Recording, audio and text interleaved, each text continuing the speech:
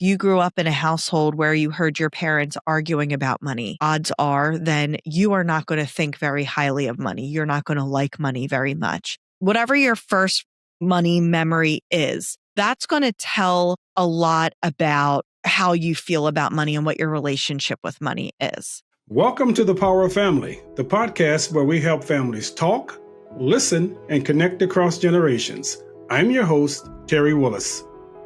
Our guest today is Shari Rash, money expert, author, and host of the New York Times Top 4 podcast, Everyone's Talking Money. With over 17 years in finance and more than 24 million downloads, Shari is known for making money conversations approachable and empowering. She's the best financial friend who helps people rethink their relationships with money and take control of their financial future.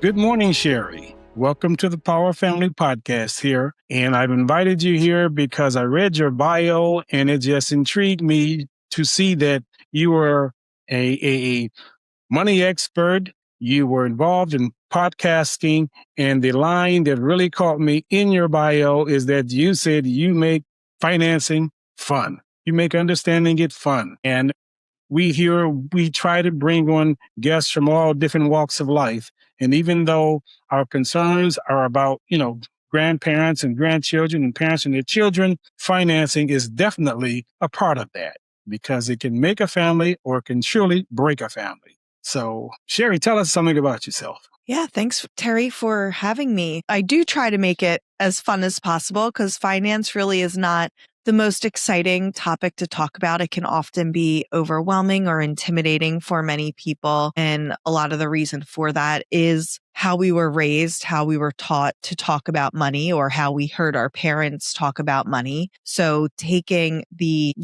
stigma away from money and just looking at it as facts, as data, really helps to make it more approachable and really make money for everyone. And that everyone surely consists of each and every one of us out here, because I know that we all have our issues and I have mine and we all do. We all are affected by money. We all have to spend it. We earn it. Money affects each and every one of us. No one's insulated from it. So we all have to have an understanding of money, a relationship with money, even if it's not a good relationship, at least a neutral relationship with money.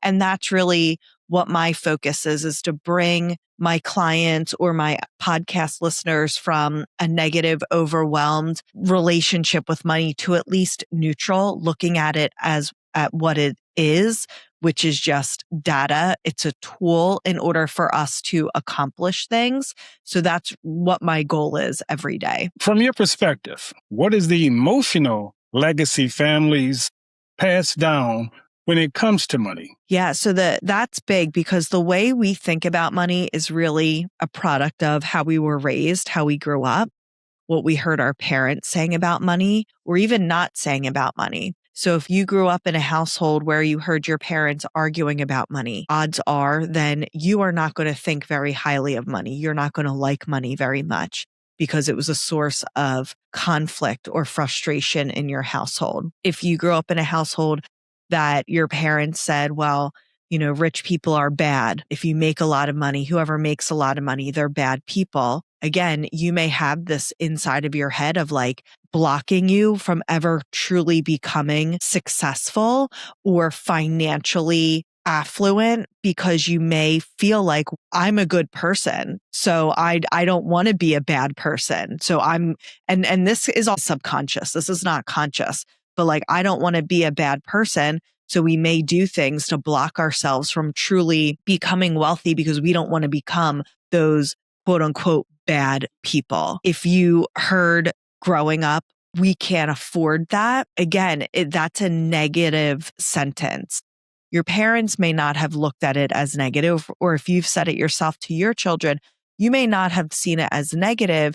You just saw it as we can't afford it. That is what it is. But a child doesn't understand what that means. So if you're at the store and, kid sees a Barbie and they're like, I want that, can you get me that Barbie? I really want that Barbie. And you say, no, we can't afford that. One, the child doesn't understand that it's, To them, that's like the most important thing ever. To you, that's completely frivolous, right? It's completely unnecessary. You're also looking at it as like, I mean, Barbies are like so expensive. I have a 6-year-old. I'm like, does a Barbie really cost like $25? This is crazy. But it's like, I don't want to spend my $25 on this. Like you have 15 Barbies at home. So you may just say, I can't afford that. A kid doesn't understand what $25 is or what $7 is or what is expensive or cheap or anything like that. They have no concept.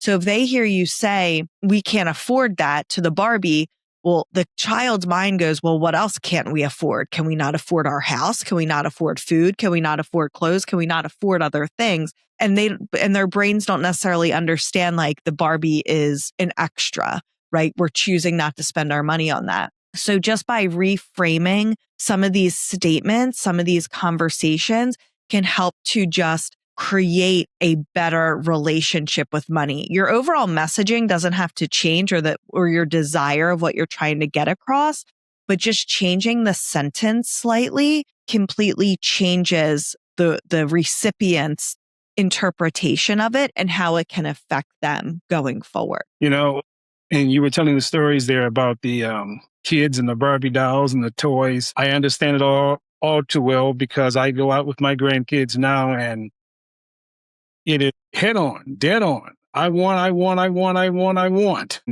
Just as you stated, they don't understand the part about $25 or $30 or $40. It's just that they want. And us as parents and grandparents, we try to be the best that we can, and we want to give them. And in that same light, many parents just avoid having the conversations about money.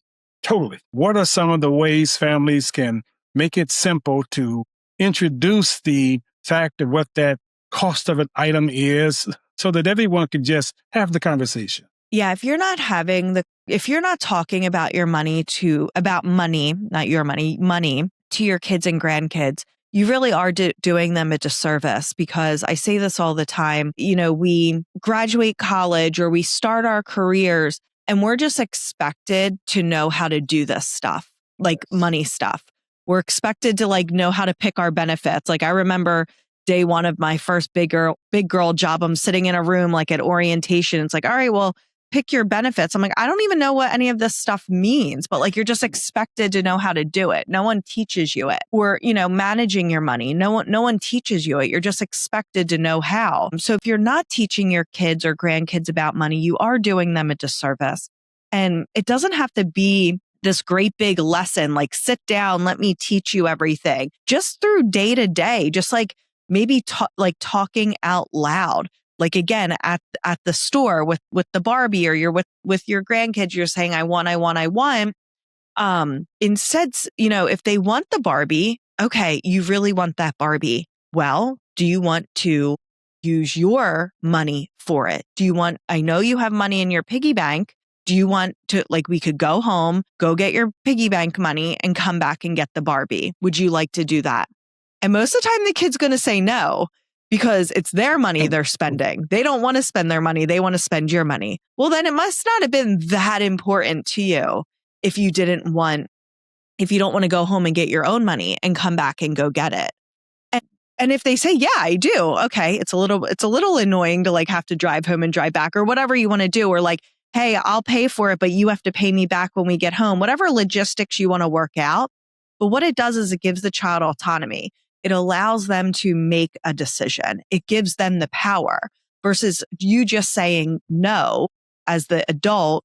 You're then saying to the kid, okay, but here's your choices. You can get it and use your own money, or you can choose to not get it. And they may say, okay, never mind. I don't want to get that Barbie. Or you could, when a child, and so that's one example when you're in a store and you're constantly I want, great. Do you want to use your own money for it? So that's one option. Another option is when they get money, when a child receives money. So whether it's, for a birthday or tooth fairy, whatever it is, teach them okay, let's put some money in your piggy bank and that's what you can use, when stuff comes up and you want to buy it, or even get them a little wallet, buy them a little wallet to put their money into. So when you do go to the store, say, hey, grab your wallet in case you want it. Every time we go to Target, you want something, like grab your wallet in case you see something you want. Help them understand how much money they have in their wallet. Like, okay, you have $10 in your wallet, but so you need to find something that's less than $10. I try to teach my kids the whole sales tax thing, but like that just goes that it's a little bit above my 6-year-olds. Like it's a little bit above them, but still, like my older kids understand sales tax. They know add 10% to that price because that's what that's what you're really going to pay at the cash register. So you need to be ready to and know what sales tax is. So, but by teaching them this stuff, it allows them to start making some decisions. And the beauty of it is, when a 6-year-old goes and spends all the money in her wallet on a Barbie, it's not that big of a deal, right? But when you're 26 and you blow all of your money and you have nothing left, like that's a bigger deal. So like the stakes are really low when your kids are kids. They can't mess things up too badly. Allow them to make decisions. Allow them to make some mistakes. Allow them to buy that cheap toy that is a piece of garbage that's going to break, but they really want it. Okay, fine. Go ahead and buy it. And it breaks, before you even get home. Like we'll see, like that wasn't really a good quality piece of product. Like you need to look at what you're buying. You need to understand it. Like things lessons. And the beauty of it is we can't mess it up too bad. We're all just learning for the future. From your perspective, when is the relationship crossed? When you have a parent who's raising their child in one direction, but you have that grandparent who wants to still smother their child with those gifts in which the parents are trying to avoid giving them. Yeah. Where is that line? That's a hard one because, it's funny. I'm an elder millennial. I'm 40 years old. I have a 14-year-old, a 12-year-old, and 2 6-year-olds. So when my first daughter came, and even my second daughter, so many toys, so much stuff. Like stuff just came, birthday parties. Like they just got a lot of stuff, a lot of toys. And now with my younger 2, they're 6 years old. They're twins. We still have all the toys left over from everything, from the older 2. We still have the toys left over. We still have the stuff. And I am getting one, obviously I talk about money all day, every day, right? So it's always something on my mind.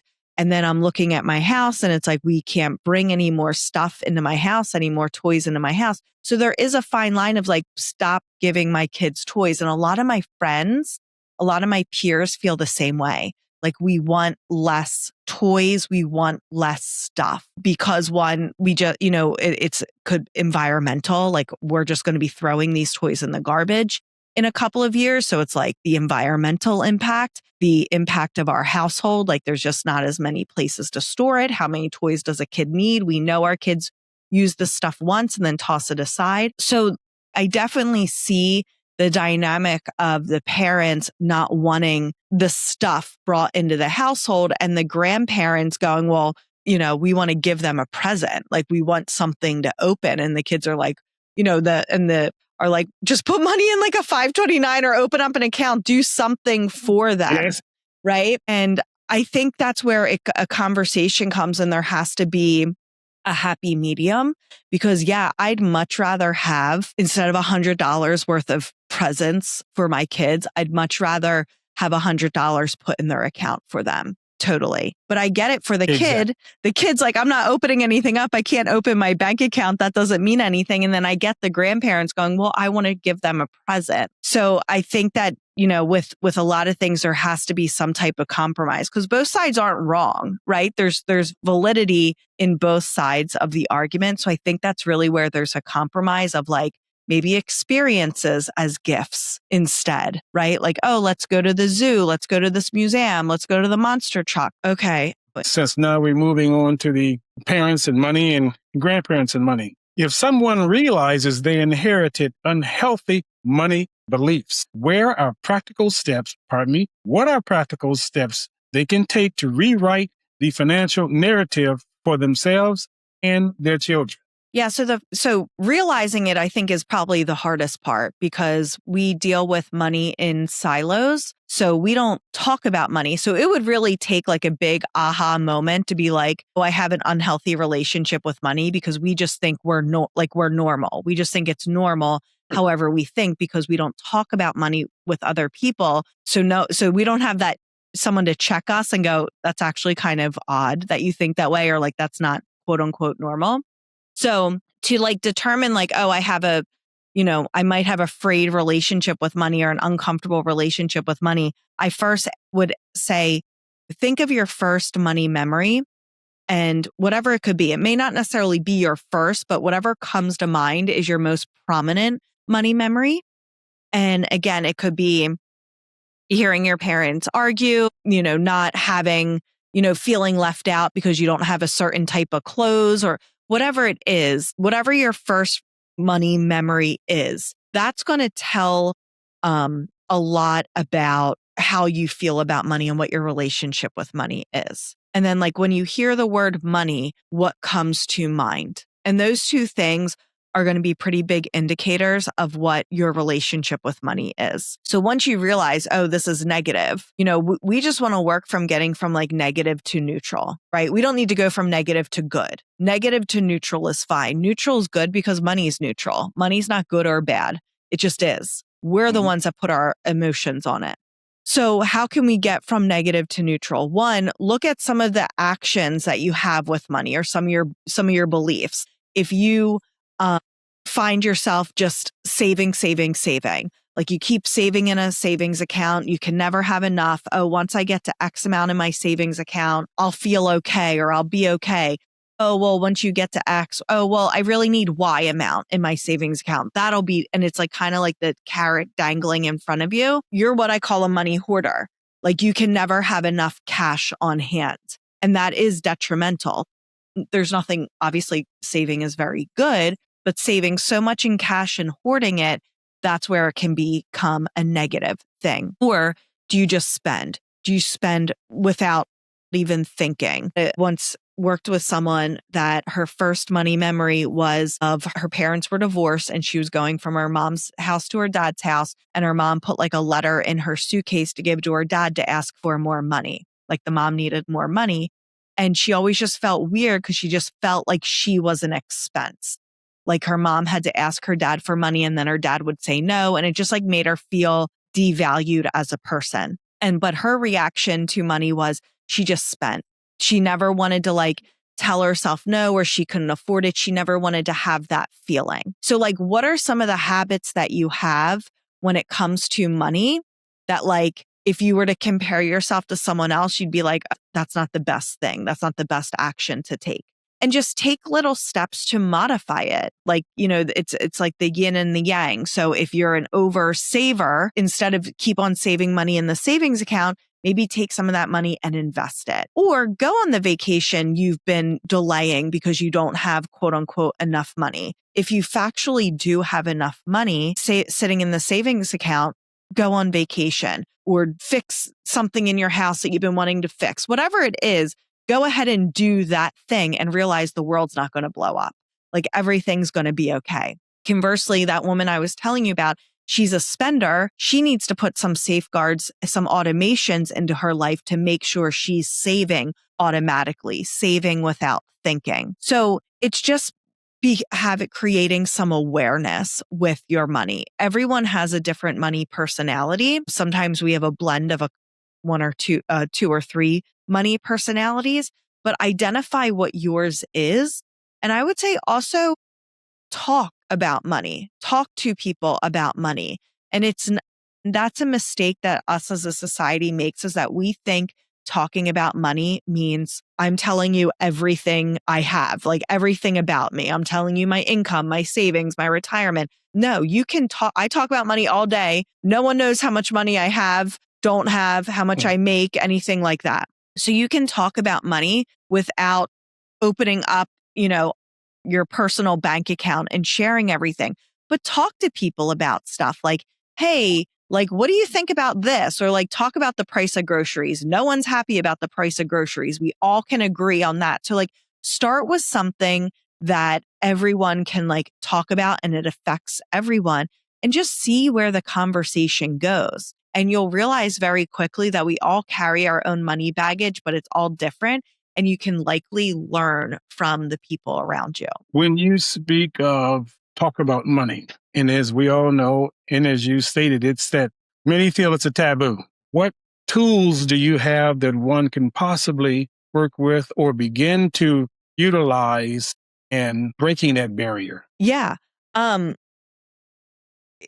it's just having that conversation, starting that conversation. Like I remember quite a few years ago, my husband and I were debating about getting a lawn service, like just to come cut our grass. At that point in time, we had like an acre of property. It was annoying for him to cut. He didn't want to do it anymore. Like, let's hire a landscaper to just cut our grass for us. And our neighbor just recently started to hire a landscaper. And I'm like, he's like, I wonder how much they're paying for that, blah, blah, blah. And I'm like, well, go ask. He's like, I can't ask. Why can't you ask? Like, why can't you ask when you're both standing out in the driveway? Why can't you go ask and say, how much are you paying to have your grass cut? That's not personal. How is that taboo? It's factual. It's no reflection on my neighbor as a person, how much money he's paying for his lawn to be cut. We're not learning anything about their personal finances by asking how much it costs to cut their grass. Like, why can't we have that conversation? Like, why is that taboo? And it's again, because of all the junk and the emotions that we ourselves put on money that is so unnecessary that we make it taboo. Terry, would you be insulted if your neighbor asked you how much you pay for your lawn cutting service or, house cleaner or something like that? I think to me, it's giving a recommendation for that service company. They would love for you to share that news. Exactly. Sure. Right. It could be helping a small business. Like it could be helping someone that is trying to grow their business. Like, oh, now I can do 2 lawns right next to each other. That just makes my life a whole lot easier. Like, and I might give you guys a discount because you're saving me time and money, right? So that's like just like one example that always comes to mind of like, that shouldn't be a hard, like that should not be a taboo conversation. Like that should not be uncomfortable. Even like on Facebook, I'll see a lot like looking for recommendations for contractor, like, or house cleaner.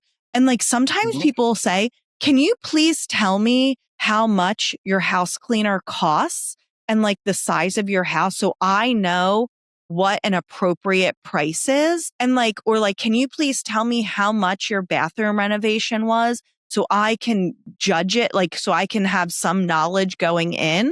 And even then people are still weird. Like, I'll send you a DM and let you know. It's like, what? Like, just say how much you paid. Like, who cares? Like, no one's judging. Like, even if you paid a lot of money, be like, I paid X amount and I feel like this was like way too much. Like, I feel like it was an exorbitant amount of money that I paid, or like, I paid this amount and I feel like it was a great deal. Like, why aren't we helping each other out in that? And even then people still feel uncomfortable, but it's facts. It's data. It's society. It's what we've come to when it comes to money. It's exactly what you're talking about here. It's that the teaching begins at a young age. And so by the time you grow, and if you haven't been exposed to that teaching, you're left with those thoughts that were inherited from parents and grandparents and everyone else. Exactly. Sure. If you grew up in a household, we don't talk about money. You're uncomfortable telling everyone how much your house cleaner costs when someone asks online. But it's no reflection of you as a person. There's no emotion to it. It's just data. It's just collecting information. So talking about, with your friends, like talking about stuff with kids, like paying for college. Like some of my friends plan to pay for their kids' college, some don't. It's just a conversation. There's no judgment. There's no nothing. It's just factual. Yes, that's something we can afford, or no, we're going to, have our kids pay their own way because that's what we did and we thought it had valuable lessons. Like, great. It's all part of the conversation. And and likely everyone will bring up ideas that you didn't even think of. Where in the timeline of life does one begin to understand or need to understand investing and plowing away that money into a 401 or any type of long-term investment? As early as possible. I have 4 kids. They each have a investment account. My husband and I have separate investment accounts, but then my dad started an investment account for my kids, and they each have a stock that kind of represents things that they like, right? So I have one boy, my boy has Caterpillar stock. My girls have like Starbucks and Ulta and like other stuff that they're into. Well, Caterpillar, and my kids all understand that they have these stocks. They all understand that they have these investments. Caterpillar's on a tear right now. My boy, we joke that he's the richest one in our house because his stock is doing very well. And he's very proud of the fact that he's the richest one in our house. But, so then it's like, well, then it kind of creates some healthy competition. I want to be the richest one in our house. Okay, we got to pick another stock then.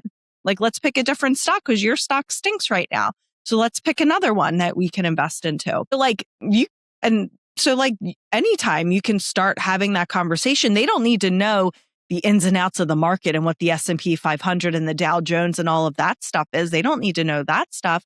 All they need to know is like, hey, you own a little bit of McDonald's. Like you are a very, very small owner of McDonald's because that's what a share of stock represents, ownership in a company. Can you go in and start, acting like you're the manager of our local McDonald's? No, you may not. But when McDonald's does well, you're going to do well. When it does poorly, you're not going to do, your stock's going to do poorly. But a savings account, the problem that money is a lot electronic today is super confusing for kids. Like that's really hard for them to understand. Like when we moved from Virginia to South Carolina, my kids' money is in a bank in Virginia. There are no locations in South Carolina. So my kids think they left their money in Virginia. Like their money's in Virginia. My 6-year-olds, they're never going to see that money again. It's very hard to understand. Like, no, it's on my app. Look at your number. Here it is. Like I can show it to you. That's very hard for them to understand. But they do understand because they remember taking their piggy banks to the bank, dumping their money out and giving it to the teller and it being put in the bank. Like they know that. So they think their money is in the bank. So you can start doing that at any point in time. So I'd highly recommend it. And again, when your child or grandchild gets money from the tooth fairy or for a birthday, put half in your wallet and let's go take the other half to the bank and put it in your bank account. And you can start doing that at any age. Just the thought of that process and having those conversations with your child or grandchild, it's a conversation piece. It's a constructive conversation piece and talking about investing and letting them see the growth of a stock by just reading what that stock market price is from day to day or week to week. It's a growth experience for them. And I commend you for that wholeheartedly. Because years ago, I purchased a Disney stock for my granddaughter. I don't know what she ever did with it, but I purchased a few of them for her. So it's there. I understand the value. Yeah. And isn't that so much more productive, like taking the money to the bank or like, hey, let's put some money in your wallet and bring your wallet when we go to the store. Like that is what's going to shape their relationship with money. So then even if like we do have the slip ups of like, oh, we can't afford that or you have that, there's so many other like positive experiences with money that's going to counteract like anything like the negative stuff. So at least they're going to be able to see, look what money can do for me or look what I can do with my money. Well, good. And that leads me into asking this question. When your children or the next generation look back someday, what do you hope their emotional relationship with money will be because the way it was talked about in your household? So my goal is for there to be no emotional relationship with money, for it to just be data, for it to be facts. And because that's what, as humans, we put our emotions on things, right? So my goal with my kids is to not have emotions when it comes to money, for it to be factual. You have this amount of money in your account, which means you have this much to spend. You earn this much money. Okay, here are the things you need to pay for. Let's pay for them or let's set money aside. I want them to look at money as a tool to help them to be able to do things. So help them achieve their goals, help them to make purchases, help them, invest in themselves. So that's what my goal is. Obviously, if they could, say, I love money and I think this is great and have a very healthy, positive emotion, relationship with money, that's even better. But like at a minimum, I just want them to look at money as neutral and what can I use my money to do for. Yeah. Well, as we bring this podcast to an end here, how can someone reach you should they feel that it's time for them to step into the arena of getting a better understanding of financing and being able to discuss this with their grandchildren and children? Where can they reach you? Yes. So I have a podcast called Everyone's Talking Money, TALKIN. And that is where you can find, I release episodes twice a week about money mindset, personal finance best practices. And I also have a club called the Everyone's Talking Money Club, where I bring people together and there's a library of personal finance resources that are always getting refreshed. I have a community where you can connect with people just like you to talk about money, talk about episodes, talk about personal finance topics. And also I have monthly Q&As for my Everyone's Talking Money Club members. So that would be the best place to get a hold of me and learn more. We are surely going to promote that for you here on our podcast and our platform. And Shari, I want to thank you for coming, and perhaps sometime again in the future as we grow and our needs and our audience widens as well. Thank you for your time. Thank you for having me. Before we close, I want to leave you with this. Families don't fall apart because they don't care. They struggle when they don't feel heard, understood, or safe enough to speak honestly. If something from today's conversation resonated with you, I invite you to pause and think about one small conversation you can have this week. One question, one check-in, one moment of listening without fixing. If this episode was meaningful, please subscribe to The Power of Family. Share it with someone you love or send it to your family group chat. You can find more episodes and resources at thepoweroffamilyus.com. Until next time, keep showing up, keep listening, and keep building connection. This is Terry Willis. Thanks for being here.